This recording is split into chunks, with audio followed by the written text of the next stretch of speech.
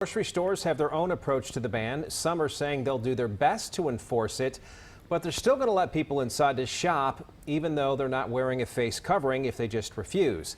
Now, that decision has caused at least one local worker to quit her job.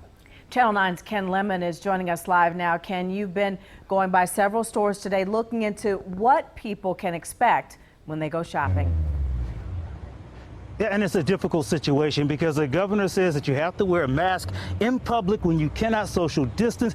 Everyone has to shop for food in a case like this, and it's up to businesses to actually patrol that. Now, it is a touchy subject, and despite the health risk, we found that some businesses have preferred to inform rather to enforce.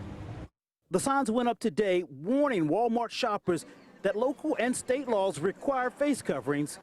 But we saw people going in without masks.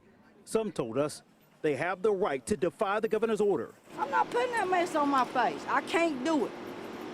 I just ain't gonna do it. This ain't Russia, and you ain't gonna make me do it. Tracy Tilson even pointed to another woman passing by as a prime example, but she quickly put on her mask. I wouldn't want to give it to you.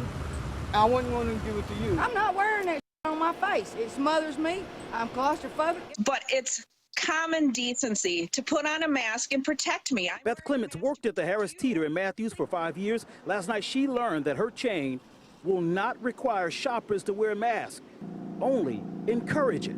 I decided that I wouldn't come back. I would not work there. She said their position isn't fair to workers who have to wear masks and shoppers who comply with the order while others refuse. Experts say if everyone wears masks, 33,000 lives could be saved across the country. I'm very sad that Harris Teeter isn't going to protect their employees by asking and mandating that their customers wear masks. Harris Teeter said their employees remind customers not wearing a mask of the requirement and offer a free face covering. Now, I noticed that there seem to be more people wearing masks today, especially at the Dollar Tree. That's not a grocery store, but they did put out a sign saying that everyone coming inside must wear a mask, and everyone that I saw coming and going today wore a mask, Erica.